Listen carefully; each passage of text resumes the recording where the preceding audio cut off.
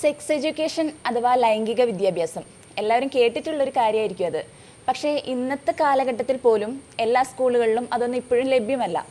അപ്പോൾ നല്ലൊരു sex education ലഭിച്ചു കഴിഞ്ഞാൽ നമ്മുടെ ലൈംഗിക ജീവിതത്തിൽ എന്തൊക്കെ മാറ്റങ്ങൾ വരുത്താൻ പറ്റും, അത് ലഭിച്ചില്ലെങ്കിൽ എന്തൊക്കെ ദോഷങ്ങളുണ്ട്, നമുക്കതൊക്കെ ഇന്ന് ചർച്ച ചെയ്യാം. നമ്മളോടൊപ്പം ഇന്നുള്ളത് കുന്നമംഗലം പന്തീർപ്പാടത്തെ ISRM ക്ലിനിക്കിൻ്റെ സ്ഥാപകനായ ഡോക്ടർ അജയൻ വർഗീസ് ആണ്. Hi sir. സർ, നമ്മുടെ നാട്ടിലൊക്കെ ലൈംഗിക വിദ്യാഭ്യാസം അഥവാ സെക്സ് എഡ്യൂക്കേഷൻ എന്ന് പറഞ്ഞ് കേൾക്കുമ്പോൾ തന്നെ ഒരു മടിയാണ് എല്ലാവർക്കും. ശരിക്കും എന്താണ് ഈ സെക്സ് എഡ്യൂക്കേഷൻ? അത് പ്രോപ്പറായിട്ട് ലഭിക്കേണ്ടതിൻ്റെ ആവശ്യകത എന്താണ്? അല്ല, അത് സെക്സ് എഡ്യൂക്കേഷൻ എന്ന് പറഞ്ഞാൽ ലൈംഗികതയെക്കുറിച്ച് ചെറുപ്പക്കാർക്ക് ബോധ്യം ഉണ്ടാക്കി കൊടുക്കുക. ചെറുപ്പക്കാർക്ക് എന്ന് പറഞ്ഞിട്ടുണ്ടെങ്കിൽ കുട്ടികളിൽ മുതൽ അത് ബോധ്യം വരണം. കാരണം മനുഷ്യൻ ജന്മം മുതൽ തന്നെ ലൈംഗികമായിട്ടുള്ള വാസനയുണ്ട്. അത് ഫാലിക് സ്റ്റേജ് എന്ന് പറഞ്ഞിട്ടുണ്ടെങ്കിൽ അതായത് ഒരു 3 വയസ്സ് മുതൽ 6 വയസ്സ് വരെ നല്ലവണ്ണം ഡെവലപ്പ് ചെയ്യുന്നുണ്ട്. അതിനുശേഷം അഡോളസൻസിലും അതുപോലെ തന്നെ മുമ്പോട്ട് പോകുന്ന ഓരോ ഇതിലും ലൈംഗികത വളർന്നു വരുന്നുണ്ട്.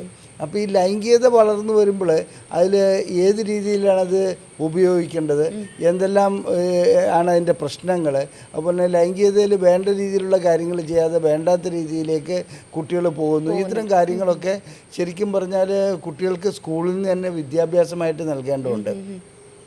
അത് ഓരോ രീതിയിലും ഞാനിപ്പോൾ ലൈംഗികത എന്ന് പറഞ്ഞാൽ ലൈംഗിക ബന്ധമല്ല ഇവിടെ ഉദ്ദേശിക്കുന്നത്. ഒരു ഉദാഹരണത്തിന് നമ്മുടെ ഒരു 10, 12, 13 വയസ്സാകുമ്പോൾ കുട്ടികൾക്ക് മീശ മുളയ്ക്കുന്നു, അതുപോലെ തന്നെ പെൺകുട്ടികൾക്ക് ആർത്തവ ആരംഭം ഉണ്ടാകുന്നു. ഇങ്ങനെയുള്ള പല കാര്യങ്ങളുമുണ്ട്. അപ്പോൾ ഇത് എന്തുകൊണ്ടാണ് സംഭവിക്കുന്നതെന്ന് നമ്മൾ മൂടി വയ്ക്കുകയാണെങ്കിൽ ഈ കുട്ടി പല രീതിയിലുള്ള അതായത് തെറ്റിദ്ധാരണകളിലേക്കും അതുപോലെ തന്നെ അത് ഇതെന്തോ അബദ്ധമാണെന്നും അതിന് മാത്രമല്ല കാലാകാലമായി പറഞ്ഞു വന്നിരുന്ന അല്ലെങ്കിൽ ആർജിച്ചു വന്നിരുന്ന ആ തെറ്റുകളിലൂടെ കുട്ടികളും പോകാനുള്ള സാധ്യതയുണ്ട്. അതുകൊണ്ട് ഏതെങ്കിലും ഒരു 15, 16 വയസ്സാകുന്ന അല്ലെങ്കിൽ 13, 14 വയസ്സാകുന്ന ഒരു കുട്ടിക്ക് താൻ അറിയാതെ ശുക്ലവിസർജനം ഉണ്ടാകുകയാണെങ്കിൽ, രാത്രിയിലെ സ്വപ്നസ്ഖലനം ഉണ്ടാകുകയാണെങ്കിൽ എന്തോ മഹാഭാവം സംഭവിച്ച പോലെ അല്ലെങ്കിൽ എന്തോ തെറ്റായിട്ട് സംഭവിച്ച പോലൊക്കെ കുട്ടി ധരിക്കാൻ സാധ്യതയുണ്ട്. അപ്പോൾ ഇത് എന്തുകൊണ്ടാണ് ഇങ്ങനെ സംഭവിക്കുന്നത്, അല്ലെങ്കിൽ ആർത്തവം എന്താണ്, അതുപോലെയുള്ള കാര്യങ്ങളൊക്കെ കുട്ടികൾക്ക് അതാത് പ്രായത്തിൽ ക്ലാസ്സിൽ നിന്ന് പറഞ്ഞു കൊടുക്കുന്നതാണ് നല്ലത്. അത് നമ്മളിപ്പോൾ ബയോളജി പഠിപ്പിക്കുമ്പോൾ ഇതും കൂടെ അതിൻ്റെ കൂട്ടത്തിൽ ഉൾപ്പെടുത്തുകയാണെങ്കിൽ കുട്ടികളെ സംബന്ധിച്ചിടത്തോളം അത് ശരിയായ രീതിയിൽ അതിന് ധരിക്കാൻ കഴിയുന്നു. മാത്രമല്ല നമ്മളിപ്പോൾ അതിനെ മറച്ചു വെച്ച് കഴിഞ്ഞാൽ ഇന്നത്തെ കാലഘട്ടത്തിൽ കുട്ടികൾക്ക് ഇൻ്റർനെറ്റിൽ കൂടെയും അതുപോലെ തന്നെ ChatGPT വഴിക്കുമൊക്കെ പല കാര്യങ്ങളും അറിയാൻ കഴിയും. അത് തെറ്റായതെന്ന് പറഞ്ഞിട്ടുണ്ടെങ്കിൽ അതിൽ അബദ്ധജടിലമായിട്ടുള്ള ഒത്തിരി കാര്യങ്ങളാണ് അവർ അറിയാൻ സാധ്യത. മാത്രമല്ല ഇത് പല കുട്ടികളും ഈ നീലച്ചിത്രങ്ങൾക്കൊക്കെ അടിമയാകുന്നത് ഈ പ്രായത്തിലാണ്. അവർക്ക് അതിൻ്റെ ക്യൂരിയോസിറ്റി നിലനിൽക്കുന്നുണ്ട്. അപ്പോൾ അങ്ങനെയുള്ള ഒരവസ്ഥയിൽ ഇത് നീലച്ചിത്രങ്ങൾ കണ്ടാലുണ്ടാകുന്ന തകരാറ് എന്താണ്, ലൈംഗികമായിട്ടുള്ള അച്ചടക്കം എന്താണ്. എൻ്റെ അഭിപ്രായത്തിൽ ലൈംഗികമായിട്ടുള്ള അച്ചടക്കം എന്താണെന്നുള്ളത് ചെറുപ്പത്തിൽ പഠിപ്പിക്കുന്നത് വളരെ നല്ലതാണ്. അത് മതപരമായിട്ടും സാമൂഹികമായിട്ടും ഒക്കെ നമ്മൾ കുറേ കാര്യങ്ങൾ കുട്ടികളിൽ പഠിപ്പിക്കുന്നുണ്ട്. അത് മാത്രം പോരാ, ലൈംഗികത എന്തോ വർജിക്കപ്പെടേണ്ട കാര്യമാണ്, അത് മഹത്തായ തെറ്റാണ്. അങ്ങനെയുള്ള കാര്യങ്ങളിലൊക്കെ കുട്ടികൾ തെറ്റിദ്ധരിക്കുക, അവർക്ക് എന്തെങ്കിലും പ്രശ്നങ്ങളുണ്ടാകുമ്പോൾ അവർ കുറ്റബോധത്തിലേക്ക് പോകുന്ന ഒരു അവസ്ഥ ഉണ്ടാകാറുണ്ട്. അതുകൊണ്ട് പ്രോപ്പറായിട്ടുള്ള സെക്സ് എഡ്യൂക്കേഷൻ നൽകുകയാണെങ്കിൽ സെക്ഷൽ ഹൈജീനെ കുറിച്ചും, അതായത് ഇപ്പോൾ ഒരു തവണ നൈറ്റ് ഫാൾ ഉണ്ടായി, ആ കുട്ടി അതിനെക്കുറിച്ച് ദുഃഖിച്ച് അതെങ്ങനെ വൃത്തിയാക്കണം, എന്തെല്ലാം കാര്യങ്ങൾ ആർത്തവത്തിലും അതുപോലെ തന്നെ. ഇതിപ്പോൾ പണ്ടൊക്കെ ആണെങ്കിൽ ഈ ആരോഗ്യ മാസികകളായിരുന്നല്ലോ അതിൻ്റെ കാര്യത്തിൽ. ഇന്നിപ്പോൾ മാസികകളൊന്നും അങ്ങനെ ജനങ്ങൾ കൂടുതൽ വായിക്കാറില്ല. എല്ലാം ഇതിൽ ChatGPT അങ്ങനെയുള്ള കാര്യങ്ങളാണ്. അപ്പോൾ അതുകൊണ്ട് സിസ്റ്റം അതിൽ ഈ നെറ്റിലും ChatGPT അങ്ങനെയുള്ളതിൽ നോക്കുമ്പോൾ ചിലപ്പോൾ തെറ്റായ ധാരണകൾ കുട്ടികളുടെ ഉടലെടുക്കും. അത് ഒഴിവാക്കാൻ ശരിയായ രീതിയിലുള്ള ലൈംഗിക വിദ്യാഭ്യാസം നൽകുന്നത് അതിൻ്റെ പ്രായത്തിനനുസരിച്ച്. ഇപ്പോൾ കോളേജുകളിലൊക്കെ ആകുമ്പോൾ എന്നാ വെച്ചാൽ വിവാഹം കഴിഞ്ഞാൽ എന്ത് ചെയ്യണം, വിവാഹത്തിലുണ്ടാകുന്ന പ്രശ്നങ്ങൾ എന്താണ്, അതുപോലെ അപ്പോൾ ലൈംഗിക ബന്ധത്തിൽ ഏർപ്പെടുമ്പോൾ ഉണ്ടാകുന്ന പ്രശ്നങ്ങൾ എന്താണ്, ഇതൊക്കെ പഠിപ്പിക്കുന്നത് വളരെ നല്ല കാര്യമാണെന്നുള്ളതാണ് എൻ്റെ അഭിപ്രായം. പിന്നെ ഇതൊന്നും പഠിപ്പിച്ചില്ലെങ്കിലും ഞാൻ നേരത്തെ സൂചിപ്പിച്ച മറ്റൊരു തെറ്റിദ്ധാരണയിലേക്ക് കുട്ടികൾ പോകാനുള്ള സാധ്യതയുണ്ട്. അതുകൊണ്ട് സിസ്റ്റമാറ്റിക് ആയിട്ടുള്ള ഒരു സിലബസ് ഇതിനുണ്ടാകുന്നത് നല്ലതാണെന്നാണ് എൻ്റെ അഭിപ്രായം. പക്ഷേ ചിലർ കരുതുന്നത് ഇങ്ങനെ സെക്സ് എഡ്യൂക്കേഷൻ ആൺകുട്ടികളും പെൺകുട്ടികളും ഒക്കെ ഉള്ള ക്ലാസ്സിൽ വെച്ച് ഒരുമിച്ച് കൊടുത്താൽ അവർക്ക് സെക്സ് ചെയ്യാനുള്ള താല്പര്യം, ഒരു ജഡ്ജി പോലും അങ്ങനെ പറഞ്ഞതായിട്ട് ഞാൻ കണ്ടിരുന്നു. ഇതൊക്കെ കേട്ട് കഴിഞ്ഞാൽ കുട്ടികൾക്ക് സെക്സ് ചെയ്യാൻ തോന്നും, അല്ലെങ്കിൽ കുട്ടികൾക്ക് സെക്സ് ചെയ്യാൻ തോന്നാറില്ലേ. അത് മാത്രമല്ല ഈ ആ രീതിയിലുള്ള അങ്ങനെയൊക്കെയുള്ള നമ്മളൊരു പഴയ കാലഘട്ടത്തിൻ്റെ ചിന്താഗതിയായിട്ട് പോവുകയല്ല വേണ്ടത്. ശരിക്കും പ്രോപ്പറായിട്ടുള്ള ഒരു സെക്സ് എഡ്യൂക്കേഷൻ നൽകുകയാണെങ്കിൽ അച്ചടക്കമുള്ള ഒരു ലൈംഗികത കുട്ടികൾക്ക് ഉണ്ടാക്കാൻ നമുക്ക് കഴിയുമെന്നുള്ളതാണ് അതിൻ്റെ ഏറ്റവും വലിയ ഗുണം. ഇല്ലെങ്കിൽ എന്നാണെന്ന് വെച്ചിട്ടുണ്ടെങ്കിൽ അച്ചടക്കം ഇല്ലാത്ത ലൈംഗികതയായിരിക്കും. അത് പല രീതിയിലുള്ള പ്രശ്നങ്ങൾ ഉണ്ടാക്കുന്നുണ്ട്, അത്തരം രീതികളിലേക്ക് അത് പോകുന്നുണ്ട്. എൻ്റെ അഭിപ്രായത്തിൽ സെക്സ് എഡ്യൂക്കേഷൻ സ്കൂളിലും നൽകണം, കോളേജിലും നൽകണം. നല്ല രീതിയിൽ സെക്സ് എഡ്യൂക്കേഷൻ നൽകുകയാണെങ്കിൽ നല്ലൊരു തലമുറയെ നമുക്ക് വാർത്തെടുക്കാൻ കഴിയും. സർ, സുരക്ഷിതമായ ലൈംഗിക ബന്ധം എന്ന് വെച്ചാൽ എന്താണ്? ഈ കോണ്ടംസ് ഒക്കെ ഉപയോഗിക്കുന്നത് ഗർഭനിരോധത്തിന് മാത്രമാണോ? അല്ല, ഇതിപ്പോൾ സെക്സ് എഡ്യൂക്കേഷൻ്റെ ഭാഗമായിട്ടുള്ളൊരു ചോദ്യമാണോ അതോ ജനറലായിട്ടുള്ളൊരു ചോദ്യമാണ്. അതിലെന്താണെന്ന് വെച്ചിട്ടുണ്ടെങ്കിൽ സുരക്ഷിതമായിട്ടുള്ള ലൈംഗിക ബന്ധം എന്ന് പറഞ്ഞിട്ടുണ്ടെങ്കിൽ ഏതെങ്കിലും രീതിയിൽ ലൈംഗികമായിട്ടുള്ള അസുഖങ്ങൾ ഉണ്ടാകാതിരിക്കാനുള്ള ആ കാര്യമാണോ ഇതിനകത്ത് ചോദിക്കുന്നതെന്ന് തോന്നുന്നു.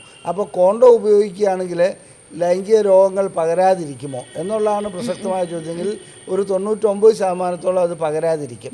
കാരണം യോനിയിൽ നിന്നുള്ള സ്രവം അതിനകത്ത് നേരിട്ട് ലിംഗത്തിലേക്ക് ടച്ച് ചെയ്യപ്പെടുന്നില്ല. അങ്ങനെയാണെങ്കിലും കോണ്ടം ഉപയോഗിക്കുന്നത് ഒരു എയ്ഡ്സ്, സിബിലിസ്, ഗുണേറിയ ഇങ്ങനെയുള്ള മറ്റ് വൈറൽ അസുഖങ്ങൾ ഇതൊക്കെ പകരാതിരിക്കാൻ നല്ല കാര്യമാണ്.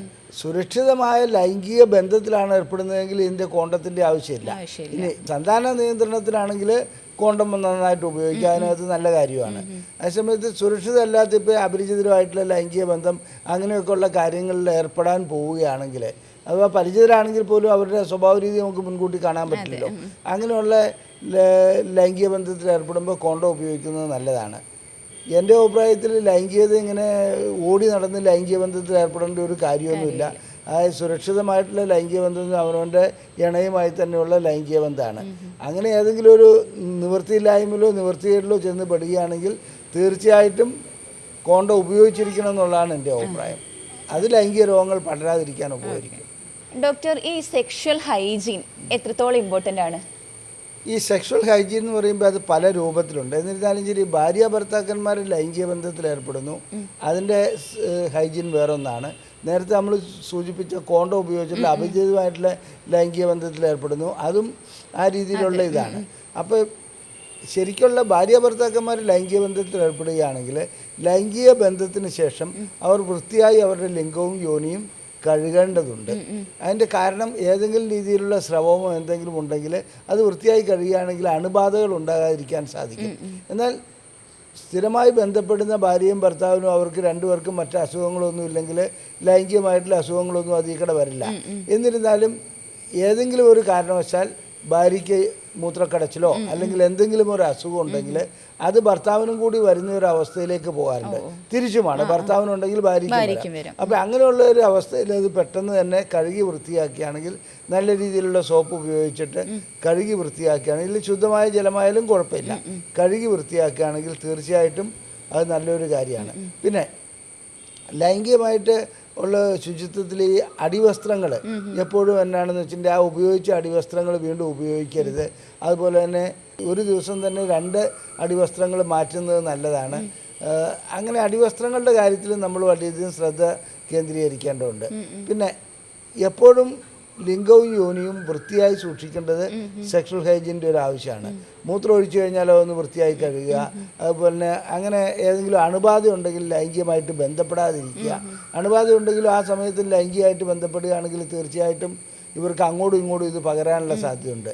ഇനി മറ്റേതെങ്കിലും രീതിയിലുള്ള ശുചിത്വത്തെക്കുറിച്ച് പറയുമ്പോൾ ഏതെങ്കിലും അവിഹിത ബന്ധം ഉണ്ടായിട്ടുണ്ടെങ്കിൽ അതിന് ശേഷം എന്നാണെന്ന് വെച്ചിട്ടുണ്ടെങ്കിൽ അതൊക്കെ ടെസ്റ്റ് ചെയ്ത് കഴിഞ്ഞിട്ട് ലൈംഗിക ബന്ധത്തിലേക്ക് വരുന്നതാണ് നല്ലത്. കാരണം ആ രീതിയിലുള്ള തൻ്റെ ഇണയ്ക്കും കൂടി ലൈംഗിക അസുഖങ്ങൾ പകർന്നു നൽകുകയല്ല വേണ്ടത്. എൻ്റെ അഭിപ്രായത്തിൽ ഇത്തരം കാര്യങ്ങളിൽ എന്നാണെന്ന് വെച്ചിട്ടുണ്ടെങ്കിൽ ഈ ശുചിത്വം എന്ന് പറയുന്നത് അവനവൻ്റെ ഒരു ജന്മവാസന തന്നെയാണ്. അത് നമ്മൾക്ക് എന്നാണെന്ന് വെച്ചിട്ടുണ്ടെങ്കിൽ പറഞ്ഞു നൽകുന്നതിനേക്കാൾ ഉപരി അവരവരുടെ വൃത്തിയായിട്ട് അത് സൂക്ഷിക്കേണ്ടത് വളരെ പ്രധാനപ്പെട്ട കാര്യം തന്നെയാണ്. സർ, ഈ പുരുഷലിംഗത്തിൻ്റെ നീളവും വലുപ്പവും ലൈംഗിക ജീവിതത്തിൽ പ്രധാനപ്പെട്ട ഒരു ഘടകമാണോ? ഇത് കാലാകാലമായിട്ട് ചോദിക്കപ്പെടുന്ന ഒരു ചോദ്യമാണ്. അത് മാത്രമല്ല, ഇതിലെന്നാണെന്ന് വെച്ചാൽ ഇതിനെക്കുറിച്ചുള്ള വ്യാകുലത വളരെയധികം കൂടുതലുമാണ്.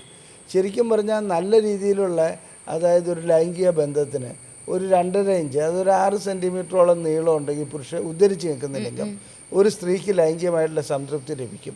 അവരുടെ ജി പോയിൻ്റ് ആ ഒരു ലെവലിലാണ് വരുന്നത് യോനിയിൽ. അപ്പോൾ ലൈംഗികമായിട്ടുള്ള സംതൃപ്തി ലഭിക്കും. അതേസമയത്ത് നീളവും വണ്ണവും അല്ല ഇതിൻ്റെ പ്രശ്നം, ശരിക്കുള്ള ദൃഢതയാണ്. വേണ്ടത്ര ദൃഢതയില്ലാത്ത ഒരു ലിംഗത്തിന് വളരെയധികം നീളവും വണ്ണവും ഉണ്ടായിട്ടും ഒരു കാര്യമില്ല.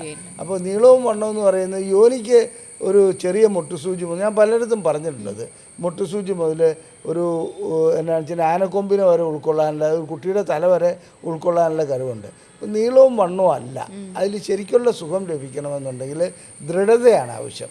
സർ, പുരുഷലിംഗത്തിൻ്റെ നീളവും വലുപ്പമൊക്കെ കൂട്ടാൻ വേണ്ടിയിട്ട് എന്തെങ്കിലും വ്യായാമങ്ങളോ ക്രീമുകളോ ഒക്കെ ഉണ്ടോ എന്നുള്ളത് എല്ലാവർക്കും ഉള്ളൊരു സംശയമാണ്. ഇതെന്ത് ആവശ്യത്തിനാണെന്ന് എനിക്ക് മനസ്സിലാവുന്നില്ല. അങ്ങനെ നീളം ക്രീമും ഗുളിയൊന്നും കഴിച്ചിട്ട് മറ്റ് അസുഖങ്ങൾ എന്തെങ്കിലും ഉണ്ടെങ്കിൽ അതിൻ്റെ ഹോർമോൺ ടെസ്റ്റുകളൊക്കെ ചെയ്തിട്ട് അത് വേറെ കാര്യം. അതല്ലാതെ എന്താണെന്ന് വെച്ചിട്ടുണ്ടെങ്കിൽ ചുമ്മാ ഒരു ക്രീം അങ്ങ് പുരട്ടി, ഈ ഇൻ്റർനെറ്റിലൊക്കെ വലിയ പരസ്യം വരുന്നുണ്ട്. ഇത് 1 ഇഞ്ചുള്ള 2 ഇഞ്ചായി 3 ഇഞ്ചായി, അതൊക്കെ തെറ്റാണ്. അങ്ങനെയൊന്നും നടക്കില്ല ക്രീമൊന്നും പുരട്ടിയിട്ട്. മാത്രമല്ല ഇതൊക്കെ കുറച്ച് തട്ടിപ്പ് പരസ്യങ്ങളുമാണ്. അത് പിന്നെ വ്യായാമം, അതായത് കണ്ടമാനം ഫാറ്റി ആയിട്ടുള്ള ആളുകളുടെ ലിംഗത്തിന് നീളം കുറവായിട്ട് തോന്നപ്പെടും. അവരെ സംബന്ധിച്ചിടത്തോളം അവർ നല്ലവണ്ണം എക്സസൈസ് ചെയ്യുകയാണെങ്കിൽ അവരുടെ ഫാറ്റ് കുറയുകയാണെങ്കിൽ കുറച്ചുകൂടെ ലിംഗം പുറത്തേക്ക് വരുന്നതായി കാണാൻ പറ്റും. എന്നാലും ലൈംഗിക ബന്ധത്തിൽ ഇങ്ങനെ ആ നീളം, അത്രയും നീളമുള്ള വ്യക്തിക്ക് പോലും സുഖമായിട്ട് ലൈംഗിക ബന്ധത്തിൽ ഏർപ്പെടാൻ കഴിയും. പിന്നെ മൈക്രോ പെന്നീസ് ഉണ്ട്, അതിന് ചികിത്സ ആവശ്യമാണ്, അത് മറ്റൊരു കാര്യമാണ്. സർ, ചില ലേഹ്യങ്ങളും അല്ലെങ്കിൽ മരുന്നുകളൊക്കെ കഴിച്ചു കഴിഞ്ഞാൽ ലൈംഗിക ശേഷി കൂടും, അല്ലെങ്കിൽ ലിംഗത്തിന്റെ വലിപ്പം കൂടും എന്നൊക്കെ പറഞ്ഞ് കുറേ പരസ്യങ്ങൾ കാണാറുണ്ട്.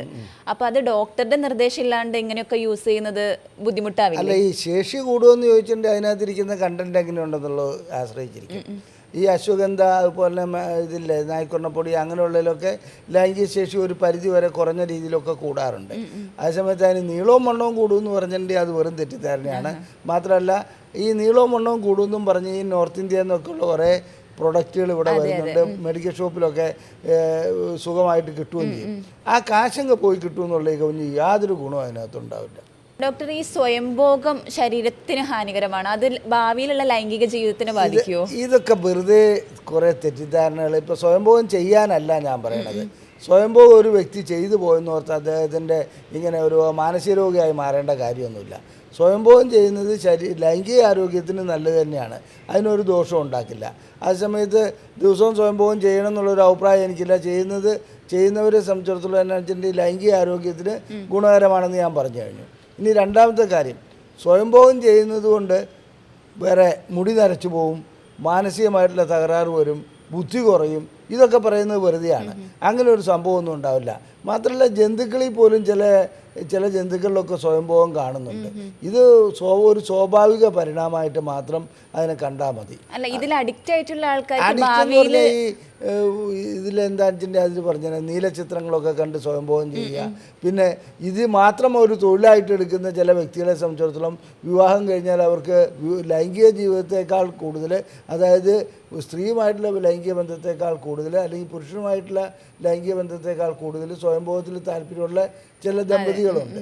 അപ്പോൾ അവർ അത് ദോഷം ചെയ്യുമെന്നുള്ളതിൽ ഒരു സംശയമില്ല. അങ്ങനെ ഒരു അഡിക്ഷൻ വന്നു കഴിഞ്ഞാൽ, അഡിക്ഷൻ എന്ന വാക്ക് അവിടെ ശരിയല്ല, എന്നിരുന്നാലും ആ ഒരു രീതിയിലേക്ക് പോയി കഴിഞ്ഞാൽ. സർ, ഈ ലിംഗത്തിന്റെ വലിപ്പക്കുറവ് അല്ലെങ്കിൽ തൻ്റെ പങ്കാളിനെ തൃപ്തിപ്പെടുത്താൻ കഴിയില്ല എന്നുള്ള ഒരു ആശങ്കയുണ്ട് പല പുരുഷന്മാർക്കും. അപ്പോൾ അത് അവരുടെ ലൈംഗിക ജീവിതത്തിന് എങ്ങനെയാണ് ബാധിക്കുക? ഞാൻ നേരത്തെ പറഞ്ഞല്ലോ, ഈ സെക്സ് എഡ്യൂക്കേഷൻ്റെ ആവശ്യം സ്കൂളിലും കോളേജിലും പറഞ്ഞല്ലോ, അത് ഇതിൽപ്പെട്ട ഒരു കാര്യം മാത്രമാണ്. അതായത് തൻ്റെ ലിംഗത്തെക്കുറിച്ച്, അല്ലെങ്കിൽ ലൈംഗിക ബന്ധത്തിൽ ഏർപ്പെടുന്ന രീതിയെക്കുറിച്ച്, ഇത്തരം കാര്യങ്ങൾ ഇണയ്ക്ക് എങ്ങനെയാണ് തൃപ്തി വരുന്നത്, ഇത്തരം കാര്യങ്ങളെക്കുറിച്ചൊക്കെ നല്ല ബോധം ഒരു വ്യക്തിക്കുണ്ടെങ്കിൽ ഈ രീതിയിലുള്ള പെർഫോമൻസ് ആങ്സൈറ്റി ഉണ്ടാവില്ല. ഇതെപ്പോഴും കിട്ടുന്നത് എന്നാ വെച്ചിട്ട് കൂട്ടുകാർ പറഞ്ഞു കൊടുക്കും, നിനക്ക് 8 ഇഞ്ച് വേണം, 10 ഇഞ്ച് വേണം, അങ്ങനെയാണ് ഇങ്ങനെയാണെന്നൊക്കെ പറഞ്ഞു കൊടുക്കുമ്പോൾ അത് വെച്ചുകൊണ്ട് ഈ വ്യക്തി എന്താണെന്ന് വെച്ചിട്ടുണ്ടെങ്കിൽ മണിയറയിലേക്ക് സമീപിക്കുകയും അവനിങ്ങനെ അപകർഷതാബോധത്തോടു കൂടി പോവുകയാണെങ്കിൽ തീർച്ചയായിട്ടും അവന് പെർഫോമൻസ് ആങ്സൈറ്റിയാണിത്. അങ്ങനെ പെർഫോമൻസ് ആങ്സൈറ്റി ഉള്ള വ്യക്തികളെ സംബന്ധിച്ചിടത്തോളം പ്രോപ്പറായിട്ട് ലൈംഗിക ബന്ധത്തിൽ ഏർപ്പെടാൻ കഴിയില്ല, ലിംഗം ഉദ്ധരിക്കുന്ന ഒരു പ്രശ്നം അവിടെ ഉണ്ടാവില്ല. അങ്ങനെ കുടുംബജീവിതം തകരുന്ന ഒത്തിരി വ്യക്തികളുണ്ട്. സർ, സെക്സിലെ പ്ലഷർ അത് കേവലം ശാരീരികമായിട്ട് മാത്രം ലഭിക്കുന്ന ഒന്നാണ്, അത് മാനസികമായിട്ട് അതിലെന്തെങ്കിലും പ്രാധാന്യമുണ്ടോ? അല്ല, ഈ പ്ലഷർ അനുഭവപ്പെടുന്നത് ബ്രെയിനിലാണ്. അപ്പോൾ അതുകൊണ്ട് മാനസികമായിട്ട് ബന്ധപ്പെട്ടിരിക്കുന്നു. കടുത്ത ദുഃഖം, മറ്റെന്തെങ്കിലും ബുദ്ധിമുട്ടുകൾ, അല്ലെങ്കിൽ ഇണയോടൊരു അതൃപ്തി, ഇതൊക്കെ ഉണ്ടെങ്കിൽ ലൈംഗികമായിട്ടുള്ള അനുഭൂതി വളരെയധികം കുറഞ്ഞിരിക്കും. ചിലർക്ക് ലൈംഗികമായിട്ടുള്ള അനുഭൂതി യാത്രാവസ്ഥയിൽ ഉണ്ടാകുക തന്നെ ഇല്ല. അപ്പോൾ അത് പലരും പറയുന്ന കംപ്ലൈൻറ്റ് ഇതാണ്, പണ്ട് എനിക്ക് ലൈംഗികമായിട്ട് സുഖം ലഭിച്ചിരുന്നു, ഇപ്പോൾ ലൈംഗികമായിട്ടുള്ള സുഖം ലഭിക്കുന്നില്ല. അപ്പോൾ തലച്ചോറിനകത്ത് എന്തെങ്കിലും പ്രശ്നങ്ങളുണ്ടായി, ബ്രെയിനിൽ എന്തെങ്കിലും പ്രശ്നങ്ങളുണ്ടാകുകയോ അങ്ങനെ വല്ലതും ചെയ്യുമ്പോഴോ, ന്യൂറോണലായിട്ടുള്ള കംപ്ലൈൻറ്റ് ഉണ്ടാകുമ്പോഴോ, ഹോർമോൺ സംബന്ധമായ കംപ്ലൈൻറ്റ് ഉണ്ടാകുമ്പോഴാണ് ഈ ലൈംഗികമായിട്ടുള്ള അനുഭൂതി ഉണ്ടായിരിക്കുക. അത്തരം രോഗികൾ ഞങ്ങളുടെ അടുക്ക് വരാറുണ്ട്. ഞങ്ങൾ ആ പരിശോധനകളെല്ലാം നടത്തി, ചിലപ്പോൾ സ്കാനിങ് ഒക്കെ ആവശ്യം വരാറുണ്ട്. അങ്ങനെ പരിശോധനകളും സ്കാനിങ്ങും ഒക്കെ നടത്തിയിട്ട് കാരണം കണ്ടുപിടിച്ചിട്ട് അതിനനുസരിച്ചുള്ള മരുന്നുകൾ നൽകുമ്പോൾ അവർക്കത് ലൈംഗികമായിട്ടുള്ള സംതൃപ്തി അല്ലെങ്കിൽ അനുഭൂതി വീണ്ടെടുക്കാൻ കഴിയുന്നുണ്ട്.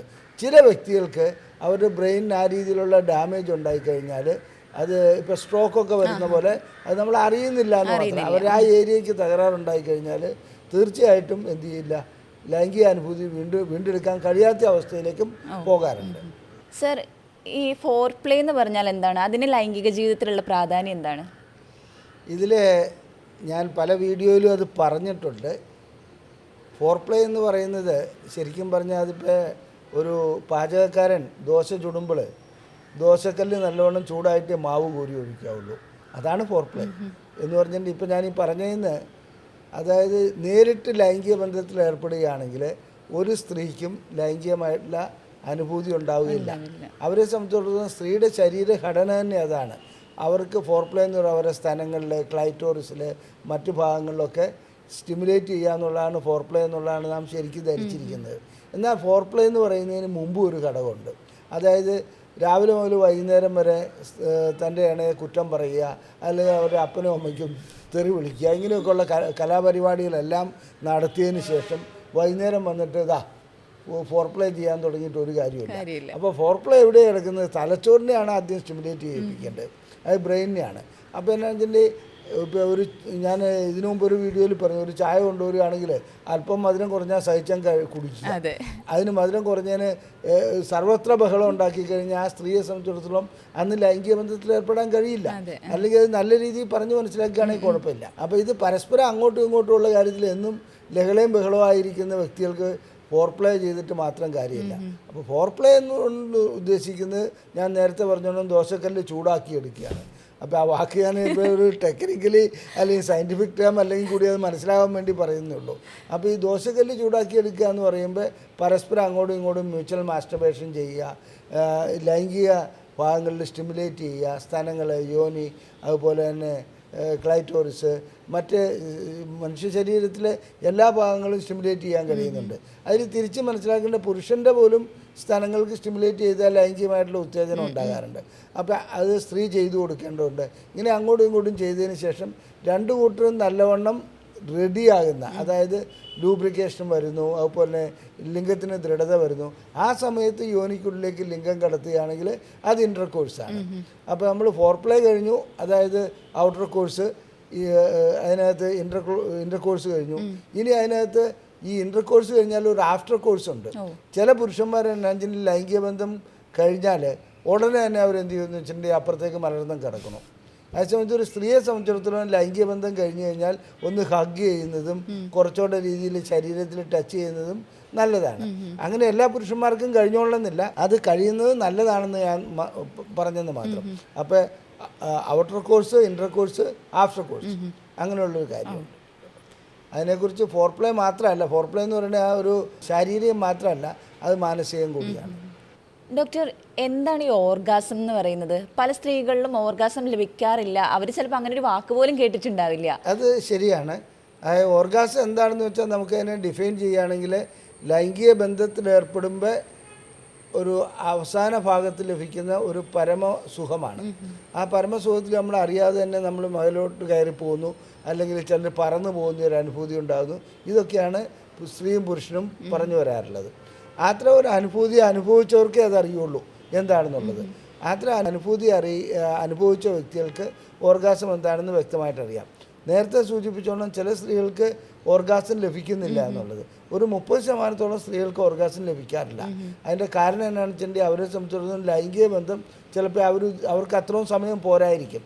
അപ്പോൾ അത്തരം സ്ത്രീകളെ സംബന്ധിച്ചിടത്തോളം ഓർഗാസം ലഭിക്കാത്തതിൻ്റെ കാരണം എന്താണെന്ന് കണ്ടുപിടിക്കണം. ഞങ്ങളിവിടെ അതിൻ്റെ പരിശോധനകളൊക്കെ നടത്തി, അത് ഹോർമോണലാണോ ന്യൂറോണലാണോ ഇനി റിലേഷൻഷിപ്പ് ഇഷ്യൂസ് ആണോ ഇതെല്ലാം കണ്ടുപിടിച്ചിട്ട് അതിനുള്ള ചികിത്സ നൽകുന്നുണ്ട്. എന്നിരുന്നാലും പരിപൂർണമായിട്ട് അതിൽ വിജയിക്കാൻ കഴിയാത്ത സ്ത്രീകൾ ഒട്ടനവധിയുണ്ട്. അപ്പോൾ നാം മനസ്സിലാക്കേണ്ടത് ഓർഗാസം എന്ന് പറയുന്നതിൻ്റെ അവസാന ഘട്ടമാണ്. അത് എന്താണെന്ന് വ്യക്തമായിട്ട് ഒരാൾക്ക് പറഞ്ഞു കൊടുക്കാൻ കഴിയുന്ന ഒന്നല്ല.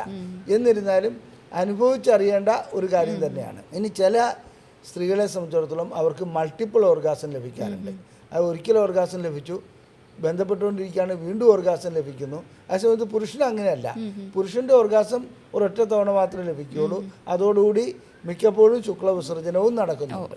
സർ, നല്ലൊരു സെക്സ് ലൈഫ് ഒരു വ്യക്തിയുടെ നിത്യജീവിതത്തെയും അതുപോലെ അവരുടെ മാനസിക സമ്മർദ്ദത്തെയൊക്കെ എങ്ങനെയാണ് കൺട്രോൾ ചെയ്യുന്നത്? അല്ല, തീർച്ചയായിട്ടും മാനസിക സമ്മർദ്ദം കുറയ്ക്കുന്ന ഒന്നാണല്ലോ. കാരണം വെച്ചിട്ടുണ്ടെങ്കിൽ അതിനകത്ത് എൻഡോർഫിൻ എന്ന് പറഞ്ഞാൽ അതുപോലെ ചില ഹോർമോണുകളൊക്കെ പുറപ്പെടുവിക്കുന്നുണ്ട് തലച്ചോറിൽ നിന്ന്. അത് അവരെ സംബന്ധിച്ചിടത്തോളം ഒരു ഉന്മാദത്തിലേക്ക് അവരെ എത്തിക്കുന്നുണ്ട്, ഒരു നല്ല രീതിയിലുള്ള അനുഭൂതി ഉണ്ടാകുന്നുണ്ട്. അപ്പോൾ അങ്ങനെ ഒരു അനുഭൂതി ഉണ്ടാകുന്ന ആ വ്യക്തികൾക്ക് എന്നാണെന്ന് വെച്ചാൽ ജീവിതത്തിൽ നല്ലൊരു പ്രതീക്ഷ ഉണ്ടാവും. ഓർഗാസം ഉണ്ടാകുന്ന ഒരു വ്യക്തിയെ സംബന്ധിച്ചിടത്തോളം അവരെ സംബന്ധിച്ചിടത്തോളം അതുവരെ ഉണ്ടായിരുന്ന സ്ട്രെസ്സും സ്ട്രെയിനും ഒക്കെ അവിടെ കുറയുകയാണ്. അപ്പോൾ ഓർഗാസം ഉണ്ടാകുന്നില്ലെങ്കിൽ അത് മറ്റൊരു പ്രശ്നമാണ്. അപ്പോൾ നമ്മളെപ്പോഴും മനസ്സിലാക്കേണ്ടത് ലൈംഗിക ബന്ധം തീർച്ചയായിട്ടും നല്ലൊരു മാനസികാവസ്ഥ ഉണ്ടാക്കുന്നുണ്ട്. ആ മാനസികാവസ്ഥ ഉണ്ടാക്കുന്നതോടുകൂടി അനുഭൂതി ഉണ്ടാകുന്നതോടുകൂടി അവരെ സംബന്ധിച്ചിടത്തോളം ലൈംഗികമായിട്ടല്ല ശാരീരികമായിട്ട് തന്നെ ഗുണം അതിനകത്ത് കിട്ടുന്നുണ്ട്. ഡോക്ടർ, ലൈംഗിക ബന്ധത്തിലൊക്കെ ഏർപ്പെടുമ്പോൾ പല സ്ത്രീകൾക്കും വല്ലാത്ത വേദന അനുഭവപ്പെടാറുണ്ട്. അത് സ്വാഭാവികമായിട്ടുള്ളതാണോ? അത് സാധാരണ രീതിയിൽ വേദന അനുഭവപ്പെടാത്ത ഒരു സ്ത്രീക്ക് വേദന അനുഭവപ്പെടുന്നുണ്ടെങ്കിൽ എന്തെങ്കിലും അണുബാധ ഉണ്ടായിട്ടുണ്ടെന്നുള്ളത് മനസ്സിലാക്കണം. അല്ലെങ്കിൽ ഗർഭപാത്ര സംബന്ധമായ എന്തെങ്കിലും പ്രശ്നം ഉണ്ടായിട്ടുണ്ടെന്ന് മനസ്സിലാക്കണം. അത് ചെറിയ പ്രശ്നം മുതൽ ക്യാൻസർ വരെ ആകാം. ഇനി തുടക്കത്തിൽ ആദ്യമായിട്ട് ലൈംഗിക ബന്ധത്തിൽ ഏർപ്പെടുമ്പോൾ വേദന ഉണ്ടാകുന്നൊരു കൺസെപ്റ്റ് പലർക്കും ഉണ്ട്. അത് തെറ്റാണ്. ശരിയായ ലൂബ്രിക്കേഷൻ ഉണ്ടാകുകയാണെങ്കിൽ, ശരിയായ രീതിയിലുള്ള ഫോർപ്ലേ ചെയ്ത് ശരിയായ രീതിയിൽ ലൈംഗികമായിട്ട് ബന്ധപ്പെടുകയാണെങ്കിൽ ലൈംഗികത ഒരു വേദനയുള്ള കാര്യമല്ല. അതേസമയത്ത് ചിലർക്ക് ഇതിലെന്നു ഒരു ഭയപ്പാടുണ്ടാവും. അപ്പോൾ യോനി വേണ്ട രീതിയിൽ വികസിക്കാതെ വരും. യോനി വേണ്ട രീതിയിൽ വികസിക്കാതെ വരുമ്പോൾ ലിംഗ ഉള്ളിലേക്ക് കടക്കുമ്പോൾ വേദന വരാം.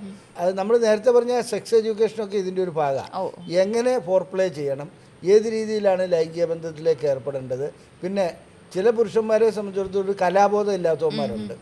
അങ്ങനെ കലാബോധം ഇല്ലാത്തവൻ ഇതാ പിടിച്ചോ എന്ന് പറഞ്ഞുള്ള ഒരു രീതിയിലുള്ള ലൈംഗിക ബന്ധത്തിലേക്ക് വന്നു കഴിഞ്ഞാൽ ഏത് സ്ത്രീക്കായാലും വേദന ഉണ്ടാവും. അത് പ്രസവിച്ച സ്ത്രീക്ക് പോലും വേദന ഉണ്ടാവും. അപ്പോൾ അതിൻ്റെ പ്രശ്നം എന്താണെന്ന് വെച്ചിട്ടുണ്ടെങ്കിൽ നേരത്തെ നമ്മൾ സൂചിപ്പിച്ച ഇതാണ്, കല്ല് ചൂടായിരിക്കണം, അപ്പോൾ മാത്രമേ മാവ് ഉപയോഗിക്കാവുള്ളൂ. അതല്ലാതെ ദോശ ചൂടാൻ പോകരുത്. അത് എപ്പോഴും ചെയ്യേണ്ട കാര്യം എന്താണെന്ന് വെച്ചിട്ടുണ്ടെങ്കിൽ തൻ്റെ ഇണയെ അറിഞ്ഞ് പെരുമാറുക എന്നുള്ളതാണ്. ഇണയെ അറിഞ്ഞ് പെരുമാറാതിരുന്നാൽ ലൈംഗികമായിട്ടുള്ള കാര്യങ്ങളിൽ വേദന വരും. പിന്നെ ചില ഡിസ്പെരൂനിയ അങ്ങനെയൊക്കെയുള്ള ഇതിൽ എൻഡോമെട്രിയോസിസ് അത്തരം ചില ഗുരുതരമായ രോഗങ്ങളുണ്ടെങ്കിൽ ലൈംഗികമായിട്ട് ബന്ധപ്പെടുമ്പോൾ വേദന വരും. ഇനി പുരുഷനെ സംബന്ധിച്ചിടത്തോളം വേദന വരുന്നത് അവർക്ക് ബെലനൈറ്റിസ് എന്ന് പറഞ്ഞാൽ അവരുടെ സ്കിന്നിൻ്റെ അവിടെ ഇൻഫെക്ഷൻ ഉണ്ടാകുക, പുറംതൊല്ലിയുടെ അവിടെ, അതുപോലെ തന്നെ മറ്റു രീതിയിലുള്ള ഇൻഫെക്ഷൻ എന്തെങ്കിലും ഉണ്ടെങ്കിൽ അങ്ങനെയും വേദന വരാറുണ്ട്. അണുബാധ ഒരു വലിയ ഘടകം തന്നെയാണ്.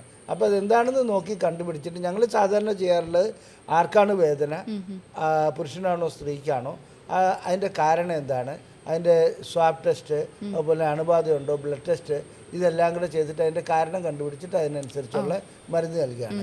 ചിലർ മെഡിക്കൽ ഷോപ്പിൽ പോയിട്ടൊരു ലിഗ്നോക്കൈനോ അങ്ങനെ എന്തെങ്കിലും ജെല്ലി വാങ്ങിയിട്ട് പരട്ടും വേദന ഉണ്ടായിരിക്കാൻ. ഇതൊക്കെ ശുദ്ധ അബദ്ധമാണ്. എങ്ങനെ അബദ്ധമാണെന്ന് വെച്ചാൽ അവരുടെ അടിസ്ഥാന കാരണം അവിടെ കണ്ടുപിടിക്കപ്പെടുന്നില്ല. ചുമ്മാ മരവിപ്പ് ഉണ്ടാക്കുക, അതാണ് അതിനകത്ത് ചെയ്യുന്നത്. പല സ്ത്രീകളും ബന്ധപ്പെടുമ്പോൾ ഉണ്ടാകുന്ന വേദനയും ബുദ്ധിമുട്ടുകളൊക്കെ നമ്മുടെ പങ്കാളികളോട് പങ്കുവെക്കാതെ സ്വയം സഹിച്ച് നിൽക്കാറുണ്ട്. അപ്പോൾ അത് അവരുടെ മെൻ്റൽ ഹെൽത്തിനെയൊക്കെ എങ്ങനെയാണ് ബാധിക്കുക? അതൊന്നും ഇന്നത്തെ കാലഘട്ടത്തിൽ അങ്ങനെയൊന്നും ഇല്ല കേട്ടോ. വളരെ വളരെ അപൂർവമായിരിക്കും. മെൻ്റൽ ഹെൽത്തിനെ പറയാതെ ഇരിക്കുകയാണെങ്കിൽ തീർച്ചയായിട്ടും അതിനകത്ത് പ്രശ്നങ്ങളുണ്ടാവും. ഇന്ന് അത്തരം കാര്യങ്ങളൊക്കെ ഏറെക്കുറെ എല്ലാ ദമ്പതികളും അങ്ങോട്ടും ഇങ്ങോട്ടും ഷെയർ ചെയ്യുന്നുണ്ട്, അവർ ചികിത്സയ്ക്ക് വരുന്നുണ്ട്. ഇത് ഉദ്ദേശിച്ചത് ഒരു 10-30 വർഷം മുമ്പുള്ള കാര്യമൊക്കെ ആയിരിക്കും. ഇപ്പോഴെങ്കിലും അങ്ങനെയൊന്നുമല്ല. ശരിക്കും അങ്ങോട്ടും ഇങ്ങോട്ടും പറഞ്ഞ് കാര്യങ്ങൾ തീരുമാനിച്ച് ആ രീതിയിലാണ് ലൈംഗിക ബന്ധത്തിലേക്ക് ഏർപ്പെടുന്നത്. ഡോക്ടർ, ഇപ്പോൾ പുരുഷന്മാരിൽ സാധാരണയായിട്ട് കണ്ടുവരുന്ന ശീഘ്രസ്ഖലനം, ഉദ്ധാരണക്കുറവ്, ഈ രോഗങ്ങൾക്കൊക്കെ പ്രധാനമായിട്ടുള്ള കാരണം മെൻ്റൽ ഹെൽത്ത് അല്ലെങ്കിൽ മെൻ്റൽ സ്ട്രെസ് അല്ല. അതായത് അതൊരു 10% അല്ലെങ്കിൽ 15% ആളുകളിലാണ് ഈ മാനസിക പ്രശ്നങ്ങൾ കൊണ്ടുള്ള ഉദ്ധാരണക്കുറവും ശീഘ്രസ്ഖലനവും ഒക്കെ ഉണ്ടാകുന്നത്. ശരിക്കും ശീഘ്രസ്ഖലനം ജനിതകമായിട്ട് വരാറുണ്ട്. ഇപ്പോൾ ആട്, പശു, കോഴി ഇതൊക്കെ ബന്ധപ്പെടുന്നത് നമ്മൾ ശ്രദ്ധിച്ചിട്ടുണ്ടാവും. അവരെ സംബന്ധിച്ച് വിത്തിൻ സെക്കൻഡ്സ് കലാപരിപാടി കഴിഞ്ഞു. മനുഷ്യനതല്ല.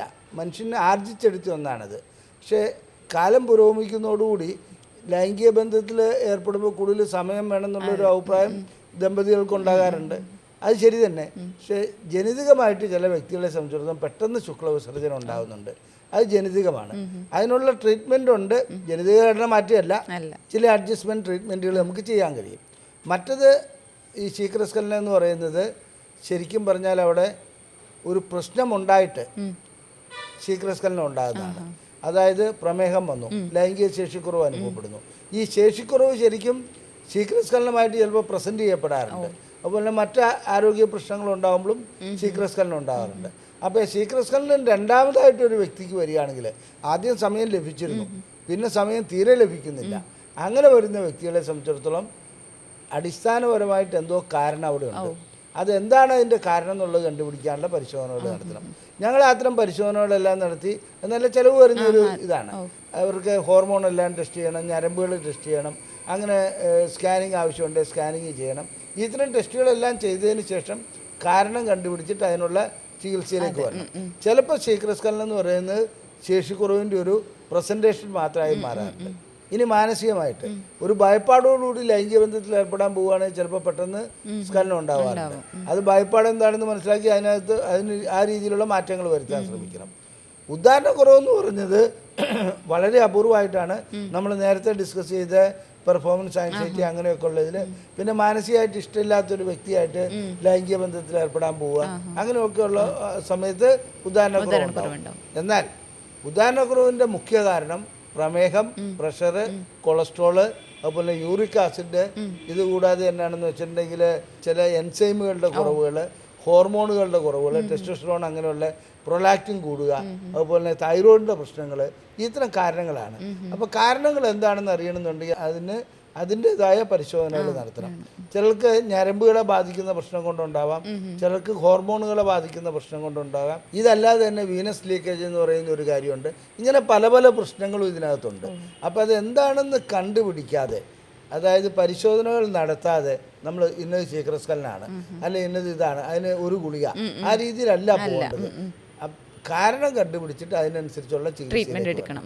സർ, ഈ പ്രസവത്തിന് ശേഷം അതുപോലെ മെനോപോസിന്റെ കാലഘട്ടത്തിലൊക്കെ സ്ത്രീകൾക്ക് പൊതുവെ ലൈംഗികതയോടൊക്കെ ഒരു വിമുഖത കാണിക്കാറുണ്ട്. അതെന്തുകൊണ്ടാണ്? ഇത് ഹോർമോൺ വ്യതിയാനാണ്. പ്രസവത്തിന് ശേഷം വരുന്നത് എന്നാണെന്ന് വെച്ചിട്ടുണ്ടെങ്കിൽ പ്രൊലാക്റ്റിൻ എന്ന് പറയുന്ന ഒരു ഹോർമോൺ കൂടുതലായിട്ട് സ്ത്രീകളിലുണ്ടാവും. എന്താണ് ഈ പ്രൊലാക്റ്റിൻ? ഒന്നുമല്ല, മുലപ്പാൽ ഉണ്ടാക്കാനുള്ള ഒരു ഹോർമോണാണ്. ലാക്ടേഷൻ എന്ന് പറഞ്ഞാൽ മുലപ്പാൽ. അപ്പോൾ ആ പ്രൊലാക്റ്റിൻ ഹോർമോൺ കൂടുമ്പോൾ സ്വാഭാവികമായിട്ടും ലൈംഗികമായിട്ടുള്ള താല്പര്യം കുറയും. ഓക്കെ, കുട്ടിയോടായിരിക്കണം സ്നേഹം. അത് പ്രകൃതിയുടെ ഒരു നിയമമാണ്. കുട്ടിയോട് കൂടുതൽ സ്നേഹം നൽകുക, ഭർത്താവിനോട് അത്ര സ്നേഹം വേണ്ട. അതാണ് അതിനകത്തെ കാര്യം. അതായത് കുട്ടിയെ ശ്രദ്ധിക്കാൻ വേണ്ടിയിട്ട് പ്രകൃതി ഒരുക്കിയിരിക്കുന്ന ഒരു മെക്കാനിസമാണ്. ഇനി മെനോപോസ് എന്ന് പറഞ്ഞിട്ടുണ്ടെങ്കിൽ അവിടെ ഈസ്ട്രോജൻ്റെ ഹോർമോൺ കുറയുകയാണ്. ആ ഹോർമോൺ കുറയുന്നതോടുകൂടി ലൈംഗികമായിട്ടുള്ള താല്പര്യം കുറയും. അത് സ്വാഭാവികമാണ്. അപ്പോൾ അതിന് ഹോർമോൺ തെറാപ്പി അങ്ങനെയുള്ളതൊക്കെ വേണം. ഇത് രണ്ടും ഒരു ചികിത്സയിലേക്ക് വരേണ്ടതല്ല, അതൊരു സ്വാഭാവികമായിട്ടുള്ള പരിണാമമാണെന്ന് മാത്രം കരുതി അതിനനുസരിച്ചുള്ള അഡ്ജസ്റ്റ്മെൻറ്റിൽ കൂടെ പോവുക. ഓക്കെ ഡോക്ടർ, ഇത്തരം ലൈംഗിക പ്രശ്നങ്ങളൊക്കെ അനുഭവിക്കുന്ന ആൾക്കാർ പലപ്പോഴും വ്യാജമായിട്ടുള്ള ചികിത്സയിലൊക്കെ പെട്ടുപോകാറുണ്ട്. അപ്പോൾ അവർ ശരിക്കും ഏത് ഡോക്ടറെയാണ് കാണിക്കേണ്ടത്? അല്ല, അതിൻ്റെ ഇത് പറഞ്ഞാൽ ഞങ്ങളൊക്കെ MBBS കഴിയുമ്പോൾ റെയിൽവേ സ്റ്റേഷൻ പരിസരത്ത് പോവുകയാണെങ്കിൽ ഒരു ബ്ലാക്ക് ആൻഡ് വൈറ്റിൽ പ്രിൻ്റ് ചെയ്ത കുറേ നോട്ടീസുകൾ കാണാമായിരുന്നു. ശീഘ്രസ്ഖലനം, ശേഷിക്കുറവ്, ഇതൊക്കെ ചികിത്സിക്കുന്നു. അതിൻ്റെ അടിയിൽ ഏതെങ്കിലും ഒരു പേരും വെച്ചിട്ട് അങ്ങനെ ഉണ്ടാവും. ഇവരുടെ വിദ്യാഭ്യാസ യോഗ്യത എന്താണെന്ന് പോലും ആർക്കും അറിയില്ല. അപ്പോൾ ജനങ്ങളെല്ലാം ഇവരുടെ അടുക്ക് പോയിട്ട് ഓരോ ഡബ്ബയിൽ കുറേ മരുന്നും വാങ്ങിക്കൊണ്ട് വരും. അങ്ങനെയുള്ള ഇതുണ്ട്. പിന്നെ കുറേ മന്ത്രവാദം ഏതാണ്ടൊക്കെ പോലുള്ള പരിപാടികളുണ്ടായിരുന്നു. അത് മാത്രമല്ല, മെഡിക്കൽ കൗൺസില് ഇന്നും ഒരു സെക്ഷൽ മെഡിസിൻ കോഴ്സ് റെക്കഗ്നൈസ്ഡ് ആയിട്ടുള്ളത് നടത്തുന്നില്ല.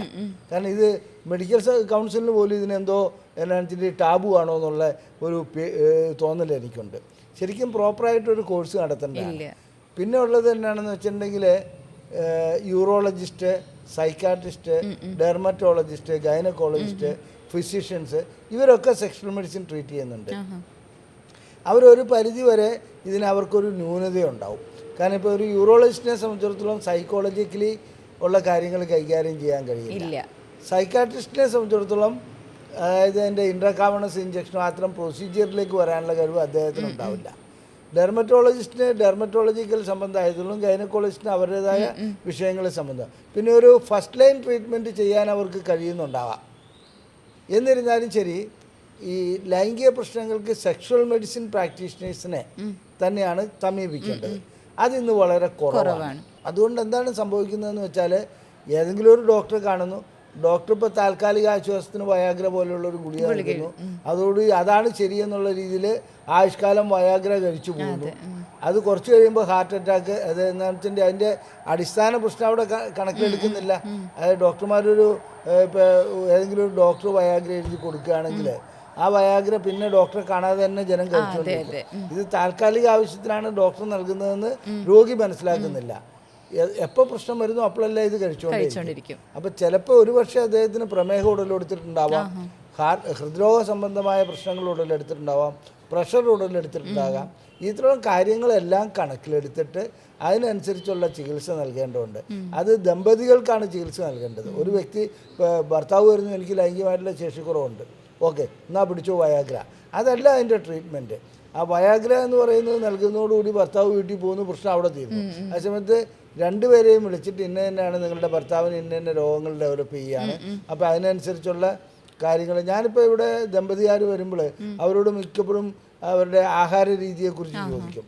അതായത് കണ്ടമാനം ബീഫ് കഴിക്കുക, 4 മുട്ട ആരോഗ്യത്തിന് വേണ്ടി കൊടുക്കുക. മുട്ട നല്ലതാണ്, പക്ഷേ എന്നാന്ന് വെച്ചിട്ടുണ്ടെങ്കിൽ അതിനകത്ത് കൊളസ്ട്രോൾ ഉള്ളൊരു വ്യക്തിക്ക് 4 മുട്ടയൊക്കെ ദിവസം കഴിക്കുകയാണെങ്കിൽ കൊളസ്ട്രോൾ കൂടി പോകും. അപ്പോൾ ആഹാര രീതിയെക്കുറിച്ചൊക്കെ കാര്യങ്ങൾ പറഞ്ഞു കൊടുക്കാറുണ്ട്. അങ്ങനെയൊക്കെയുള്ള ചികിത്സയാണ് ഇതിൻ്റെ കുറച്ചുകൂടെ ഹോളിസ്റ്റിക് മെത്തേഡിലേക്കാണ് വരേണ്ടത്. അതല്ലാതെ പെട്ടെന്നൊരു ഗുളിക ഇൽപ്പിൽ ബിൽ എന്നുള്ള ഒരു രീതിയിൽ അതായത് രോഗം അതിനൊരു ഗുളിക അതിൻ്റെ ബില്ല് ഇതാ പിടിച്ചു എന്നുള്ള ലൈനിലല്ല, ശരിക്കുള്ള പരിശോധന നടത്തി അതിൻ്റെ കാരണങ്ങൾ എന്താണെന്ന് കണ്ടുപിടിച്ചിട്ട് അതിന് ചിലവേറിയതാണ്. അതിന് തീർച്ചയായിട്ടും ചിലവ് വരും. കാരണം എന്ന് വെച്ചിട്ടുണ്ടെങ്കിൽ നമ്മൾ ഇപ്പോൾ ഹോർമോണുകൾ ടെസ്റ്റ് ചെയ്യുന്നതിന് ചിലവ് വരാറുണ്ട്, പിന്നെ ഞരമ്പുകൾ ടെസ്റ്റ് ചെയ്യുന്നതിന് ചിലവ് വരും, ECG എടുക്കും, ECGയിൽ പ്രോബ്ലം ഉണ്ടെങ്കിൽ ചിലപ്പോൾ എക്കോ ചെയ്യേണ്ടി വരാറുണ്ട്. അപ്പോൾ അങ്ങനെയുള്ള കാര്യങ്ങളൊക്കെ അതിനകത്ത് നമ്മുടെ ആരോഗ്യ, അതായത് ലൈംഗികത മാത്രമല്ല അവിടെ അഡ്രസ്സ് ചെയ്യപ്പെടുന്നത്, അതിനകത്ത് അഡ്രസ്സ് ചെയ്യപ്പെടുന്നത് മൊത്തം ഹെൽത്താണ്. ആ ഹെൽത്ത് കണ്ടീഷനിൽ എവിടെ പ്രോബ്ലം ഉണ്ടോ അതെല്ലാം ലൈംഗികതയെ ബാധിക്കുകയും ചെയ്യും. നമ്മൾ ഈ വീഡിയോയിൽ സംസാരിച്ചത് സെക്ഷൽ എഡ്യൂക്കേഷനെ കുറിച്ച്, അതുപോലെ തന്നെ സെക്ഷൽ ഹെൽത്തിനെ കുറിച്ചൊക്കെയാണ്. അപ്പോൾ ഈ പറഞ്ഞ കാര്യങ്ങളിൽ നിങ്ങൾക്ക് എന്തെങ്കിലും സംശയങ്ങളോ അല്ലെങ്കിൽ കൺസൾട്ടേഷൻ ആവശ്യമുണ്ടെങ്കിൽ നിങ്ങൾക്ക് താഴെ കാണുന്ന നമ്പറിൽ കോൺടാക്ട് ചെയ്യാവുന്നതാണ്. മറ്റൊരു വീഡിയോ ആയിട്ട് വീണ്ടും കാണാം. താങ്ക്